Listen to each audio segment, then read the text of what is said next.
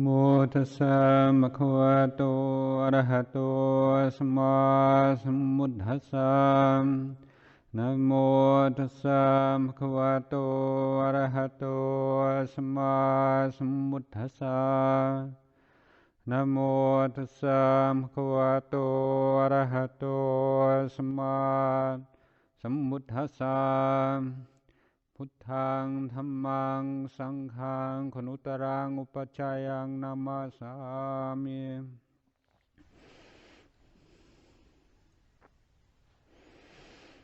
One of Luang Por Chah's most well-known teachings is that of letting go. And one of the key phrases that he used to explain what letting go means and how letting go is to be developed is that we should let go within action. This immediately reminds us that letting go is not a refraining from action, it's not a passivity, but that the letting go takes place within the action itself.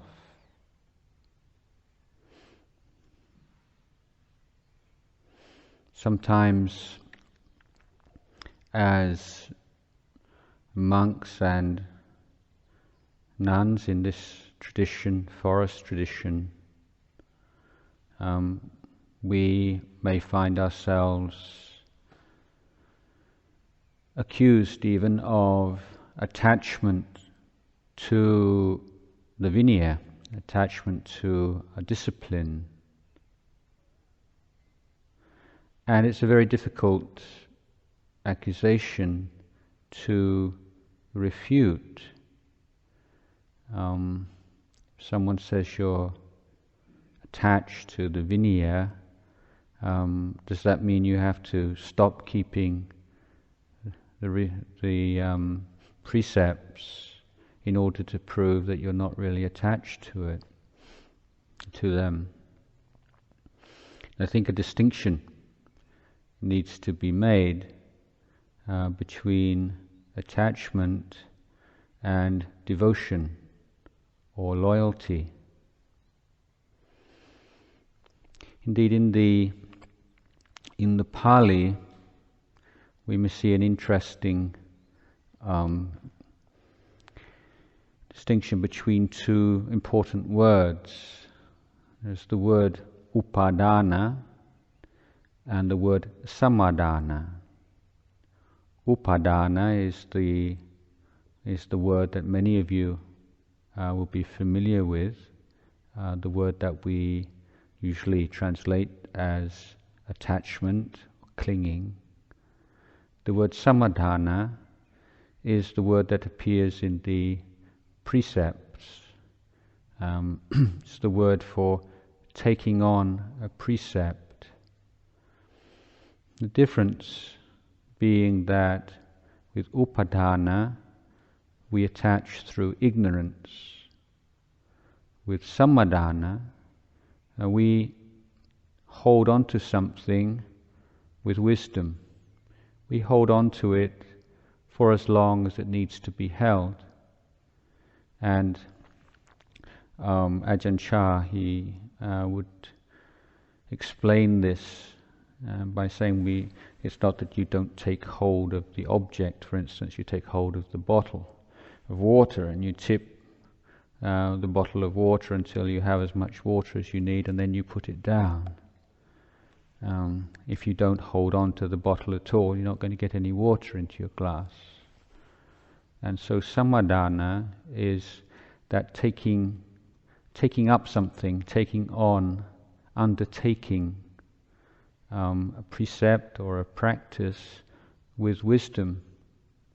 Or having undertaken it, one relates to it with devotion and with loyalty.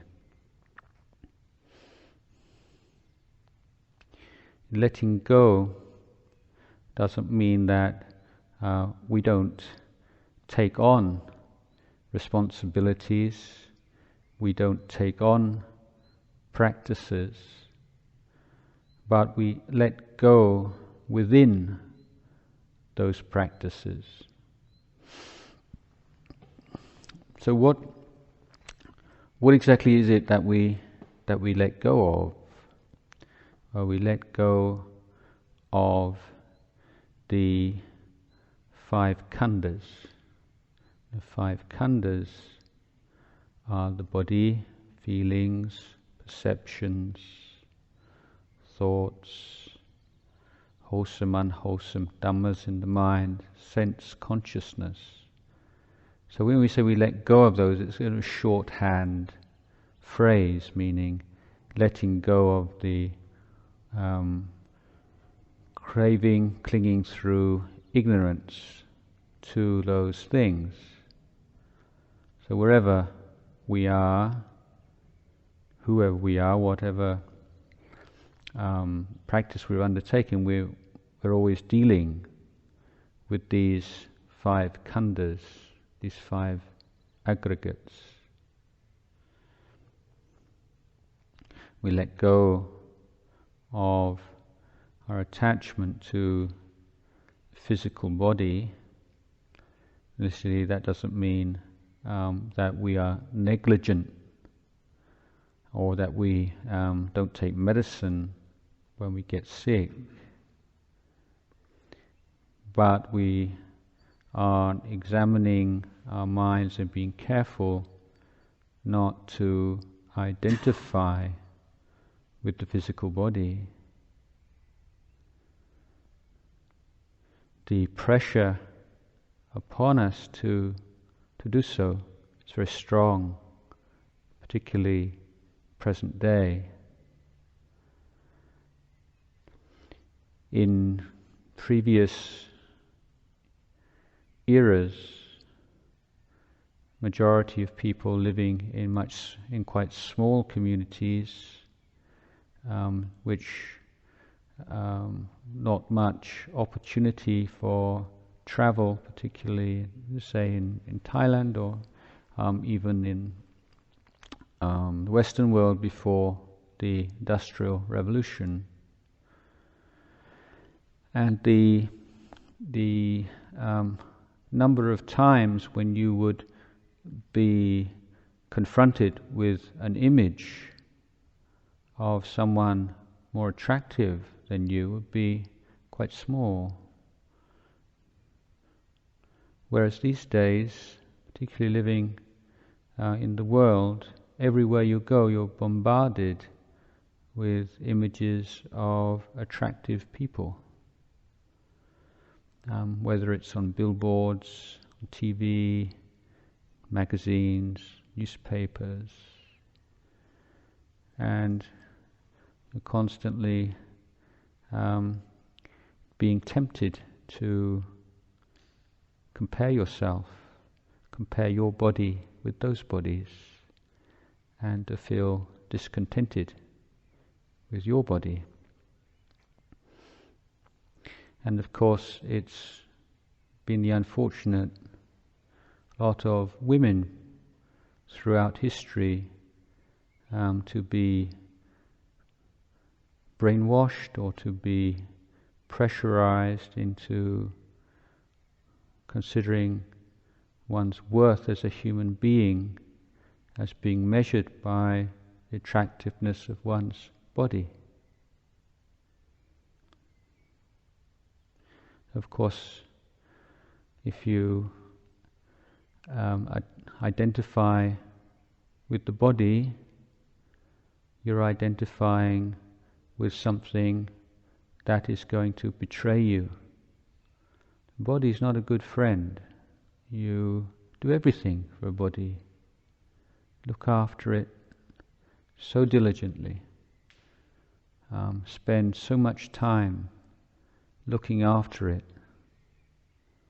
So kind to your body. And in the end, how does it repay you? Gets old, gets sick, falls apart, and it dies. And this is the reminder of this fundamental truth to which we turn our minds again and again and again. Nothing lasts. It's such a powerful phrase. It's a reminder of very simple truth of anicca. But there's nothing that lasts. And it's through turning our minds to very simple truths that we recognize the resistance to them that we all have. How much we crave for things to last, at least the things that we like. We see the stories, romances, moonlit night, young man, young woman. So I wish this night could last forever. Why does the young man or the young woman or both of them say that? It's because they know that it doesn't. Because the moonlit night and that intensity of romantic emotion doesn't last, then there comes this expression, oh, if only this could last forever, if we could just freeze this moment in time. But we can't. Nothing lasts. This body doesn't last. And so the more we invest our sense of dignity, self-worth, identity in the body, the more we are setting ourselves up for pain. So it's not a matter of adopting a particular attitude towards the body, but we're being willing to look at it very clearly. When we look at the body, look at other people's bodies, we notice, don't we, how particular, how biased we are, how much we tend to dwell on certain aspects of the body, and we try to turn our minds away from the other aspects. The mind is drawn to those parts of the body, those aspects of the body which are exciting, stimulating, which we find beautiful. When we find someone attractive, there are certain parts and there's certain aspects of their physical appearance which appeal to us. We don't very rarely fall in love with things like earwax or snot or things like that. So I was just walking along the road and I saw this beautiful girl, and her nose was running and the snot just glistened in the sunlight, and I knew that was love. And this,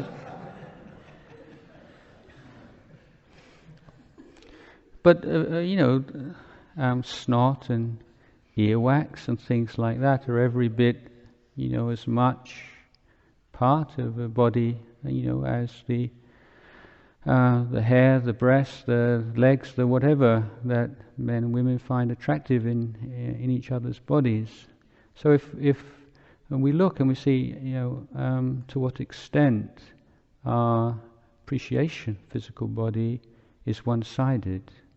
So it's not saying, we should just be kind of miserable and sort of just look, everyone has got a dirty, disgusting bodies, but looking to see whether or not our appreciation of the body is one-sided.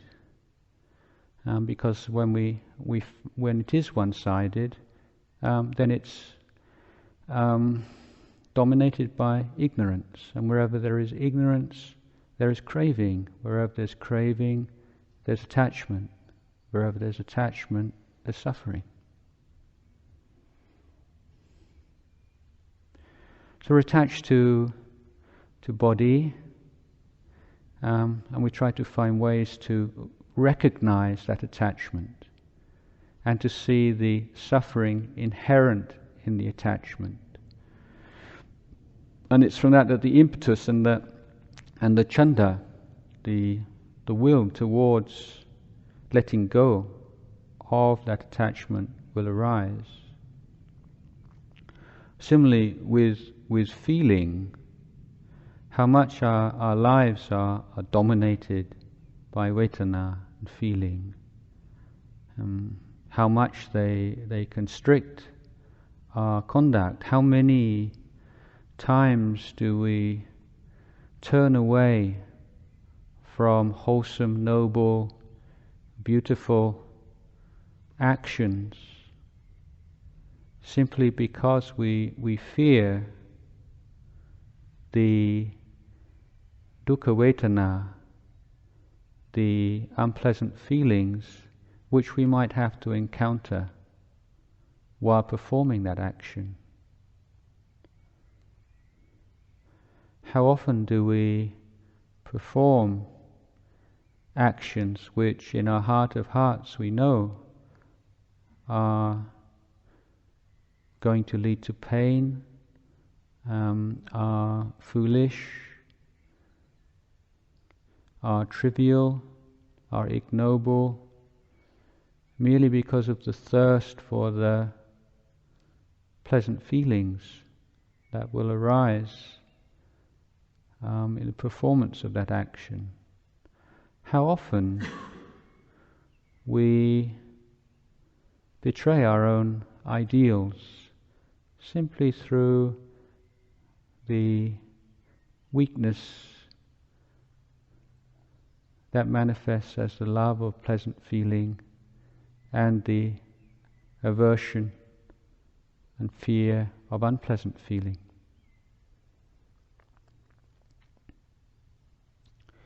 In modern society,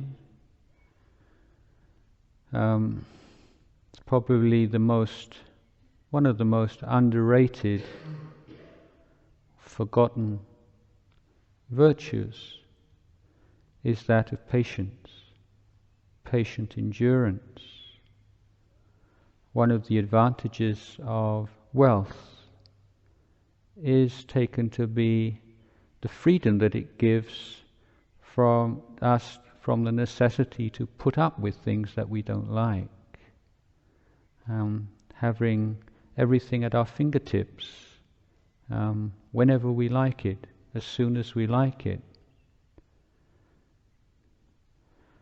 And even as monastics, sometimes we say, "Oh, it was terrible, but at least got some kind of patient endurance from it." It's kind of the booby prize, or they sort of like, if you don't get anything else from it, at least you got a bit of patient endurance. And it's not a virtue that people, anybody, even monastics these days, tend to exalt. And yet when we read the Awada Patimokkha, what is it the Buddha says? The Buddha says the patient endurance, khanti, is the supreme incinerator of defilements. So, logically speaking, if you're really sincerely intent on the complete eradication of defilement, then when someone acts in a really irritating way and you just have to be patient, then you should be extremely grateful to them because they're helping you to incinerate your defilements. And when you find yourself in the position of having to exercise patience. That doesn't mean that you're not really, you're not practicing, or it's some kind of auxiliary practice, secondary practice. It's the heart of practice. But there is a point here that the true patience, khanti, is one in which there is no sense of time. If you're like gritting your teeth and how many more minutes and when's this going to be over, that's not really khanti. When there's khanti, there isn't that sense of time. It's the perfection of patience. There is that wonderful phrase of Lumpur Sumedho's, a peaceful coexistence with the unpleasant.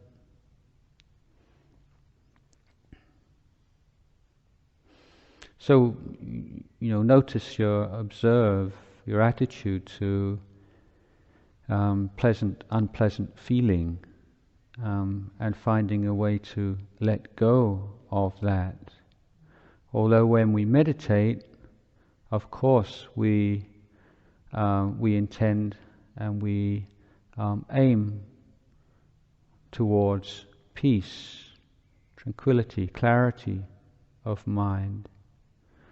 But at the same time, we should recognize that meditation is the way in which we confront, or we meet with ourselves. It's as if we put our mind under a microscope. And one of the things that we should be very interested in looking at in meditation is our attitudes, our reaction, our response to pleasant and unpleasant feeling. What happens when your leg, your knee, your back starts to hurt? What usually happens? Do you get depressed? Do you get upset? Do you get anxious? Do you feel averse? What are the kinds of reactions that arise? Because if those reactions habitually arise when you experience a pain in your body while sitting, then you can be quite sure that those same reactions arise in your daily life when you endure something unpleasant, whether it's physical or mental. So you are exposing, you are being able to look much more clearly at the quite complex mental reactions to experience which take place in daily life, but as it were in a laboratory. Similarly with pleasant feeling, some people meditate are surprisingly afraid of pleasant feeling, so afraid you'll get carried away with it, and afraid you'll get sort of absorbed into it and get attached to it. And to the extent that people don't really penetrate the meditation object as much as they should. There's a fear of an overwhelming bliss. Sometimes the need to be in control can be even stronger than the movement towards inner peace and happiness. But the path to liberation, the path to the comprehension of suffering, can only be fully followed, and suffering can only be truly understood by a happy mind. If you don't have a happy mind, it's always my suffering. The only way that you can comprehend suffering as a noble truth is when you are not suffering. When you're experiencing, at least on the level of vedana, when you're feeling happy, content, at ease. So sukha is part of the path, and the meditator, the practitioner, is one who is seeking a wise, intelligent relationship with pleasant feeling. This is the letting go of pleasant feeling, experiencing pleasant feeling as pleasant feeling. It's just that much, no more, no less. It's a beautiful thing, but it's not the highest thing. And we can appreciate it and make use of it on the path. So letting go of unpleasant feeling, letting go of pleasant feeling doesn't mean that we have to turn away from them or to become unfeeling. Far from it. But there's this sense of awakening to the nature of feeling, awakening to the nature of unpleasant feeling, awakening to the nature of pleasant feeling, and awakening to the nature of neutral feeling.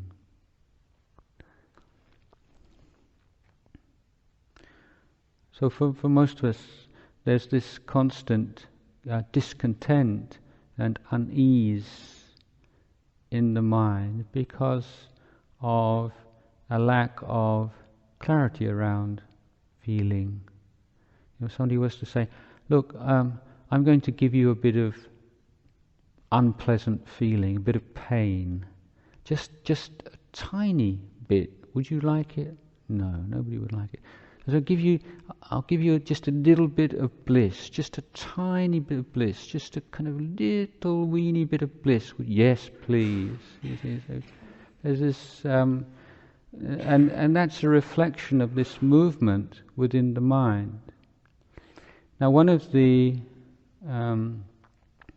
values of samadhi and this unshakability of mind that comes about through development of samadhi is the enhanced, incredibly enhanced ability to be with things without grasping onto them, and to see feeling as feeling, pleasant feeling as unpleasant feeling.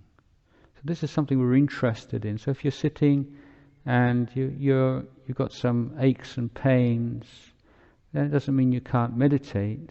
I mean, this is what it's about. It's about coming to dwell more fully, more completely, to be awakening to present reality. Learning to let go within feeling. When we let go of sanya, we all have memories, perceptions, but often we are the way that we conduct our lives is too conditioned by feelings, by perceptions. How we carry ideas about people, about situations, monasteries, and so on and so forth around with us, often unexamined. I remember once speaking with a monk, and he was criticizing another monk. Yes, even monks do it sometimes. And he said, "Oh, such and such a monk's coming to stay, and he's not a very nice monk, and he's got this bad quality and that bad quality." And I said, "Oh, you you know him very well, do you? And he said, yeah, we spent the rains retreat together 5 years ago. And so he'd got this monk completely worked out, mapped out, based on a period of 3 months, some 5 years ago. And this is, of course, an example of how we do see other human beings as selves, as something kind of fixed and immutable. Whereas in fact, we are changing beings. There's nothing fixed, nothing immutable at all. And this is particularly the case amongst those on the path of practice. In Thailand and indeed in many countries, fortune tellers and palmists are very popular. But a good palmist will refuse to look at the palm of someone who is meditating, practicing very hard. They say when someone starts to meditate, then like all bets are off, as it were. They're not confident that they can predict the future of someone. So when you start to practice the level of sila, of samadhi, panya, the inner, outer practice in harmony simultaneously, then something there's change takes place. And the Buddha expressed this beautifully on a number of occasions. He said when someone who was formerly very heedless turns away from that heedlessness, becomes heedful, embarks on the path of practice, then they are so beautiful. They illumine the world like the full moon appearing from behind a cloud. And this is perhaps one of the essential and most characteristic of Buddhist teachings. This sense that we can change, and that our future, our present, our future is not determined by God or gods or fate, the stars. It's determined by our own actions of body, speech and mind, and that we are capable of taking responsibility for our lives and effecting real, lasting changes, incredible changes, if we follow the Eightfold Path that the Buddha laid down for us, not picking and choosing, the whole package, the whole vast array of teachings.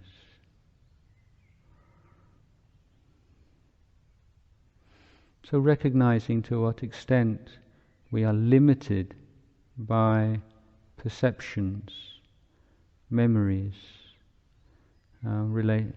Some people have perceptions of themselves as being hopeless, useless, inadequate, or perhaps of being very capable and brilliant, and so on. But these, in the end, they are perceptions. And it's just that moment, if you for a long, long time you bought into this idea of yourself being a certain kind of person, and you thought about it so much and dwelt about it so much that it becomes a self-evident truth. And then one day in meditation, suddenly see it's just a bubble. It's just another thought. It's just another perception. It's just something that arises and passes away.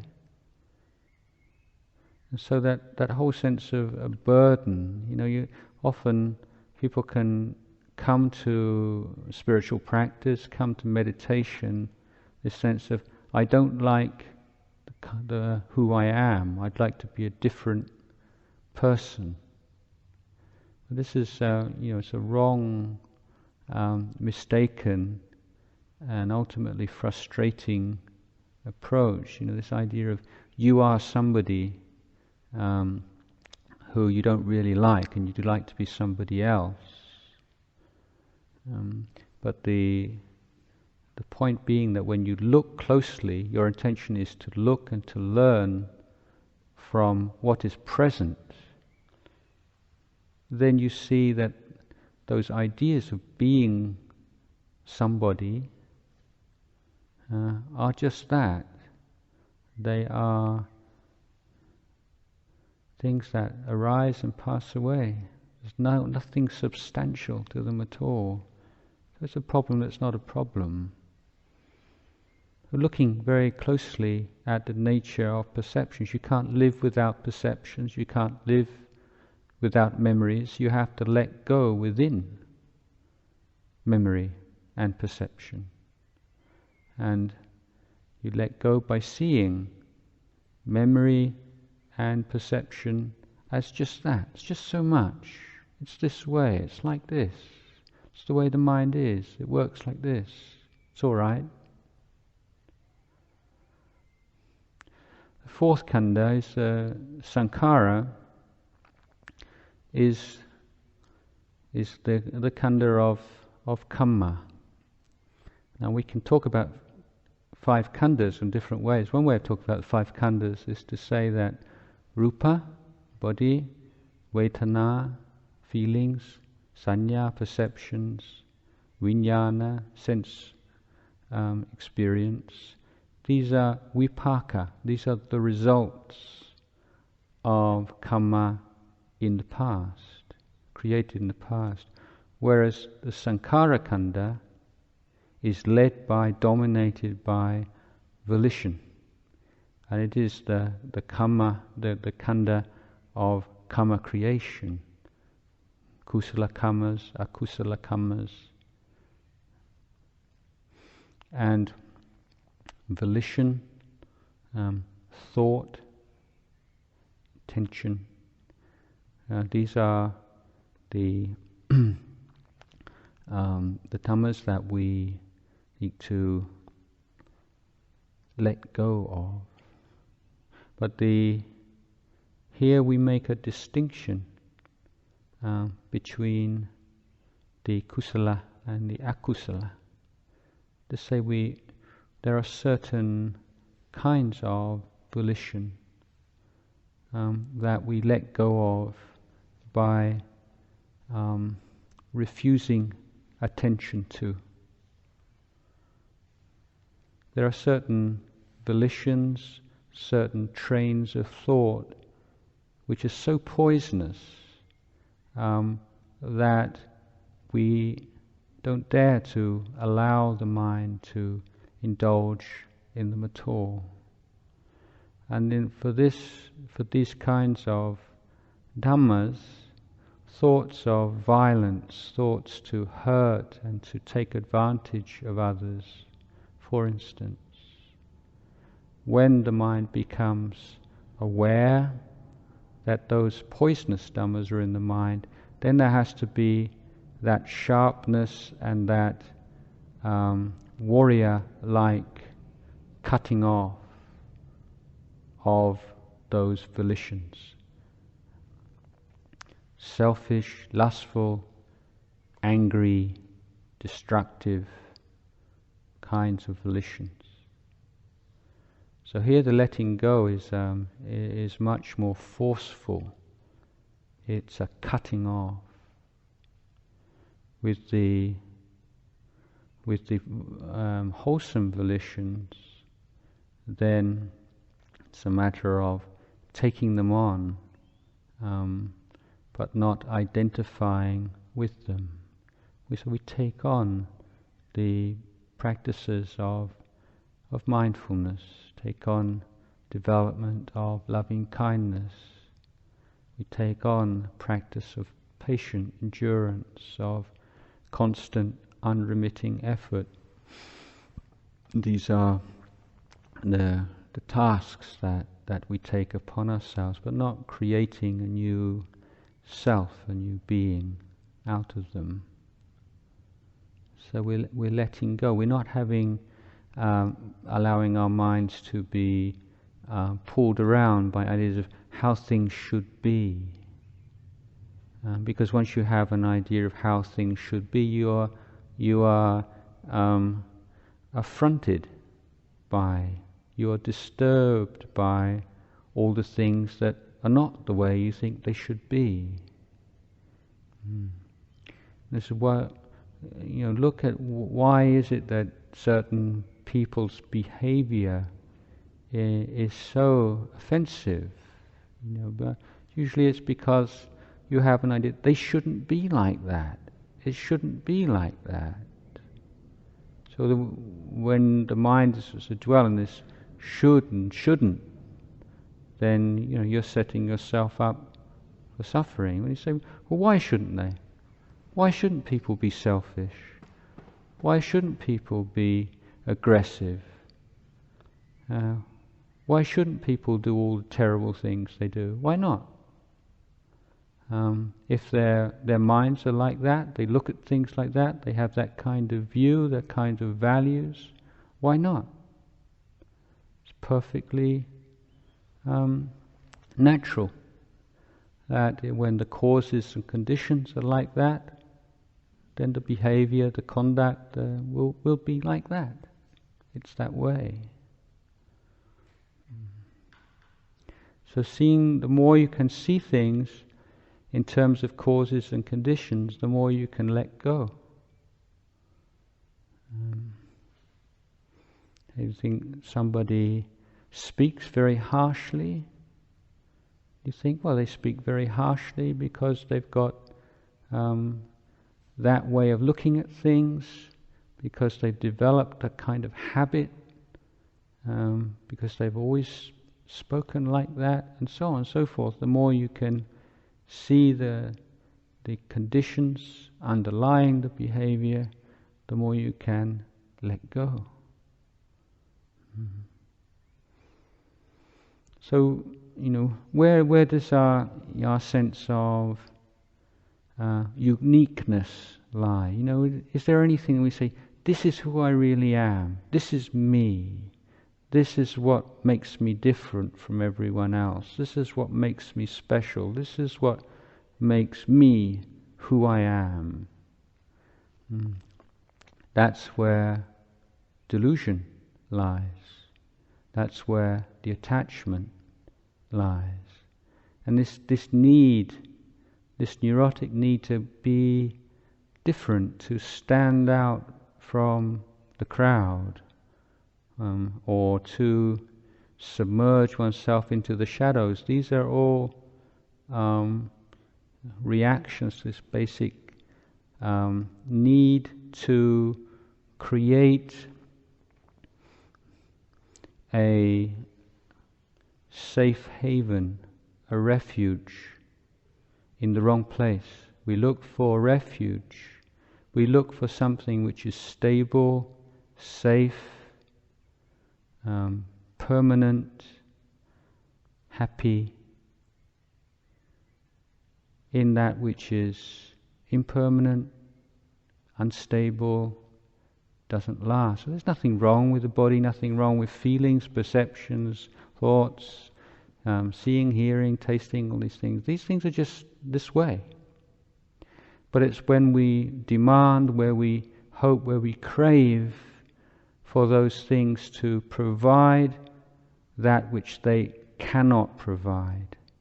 What we really desperately seek is permanence, happiness, stability, and those things can only be found in the freedom from attachments, from the penetration of the Four Noble Truths. So, in Freudian psychology, this idea of the religious, spiritual impulse, or a kind of a deformation or a transformation of sexual desires. Whereas, from the Buddhist point of view, we say all these strong sexual desires and lust and cravings and so on are just distortions of the deep human need, aspiration towards Nibbana. And so this is on the higher levels of practice, on the anagami level of practice, then sexual desire completely disappears, never to return.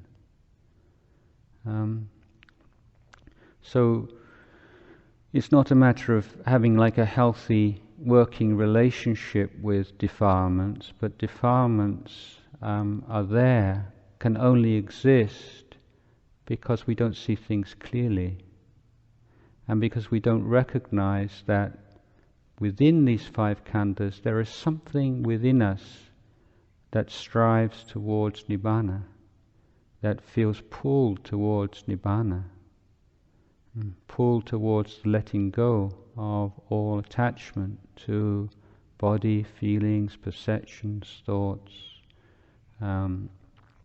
virtues and vices and sense experience. And through practice we are learning to be present to the present, alive, awake to the way things are, rather than the way that we think things are or the way we think things should be. But what's going on right now? What is this? What is this? What is this life?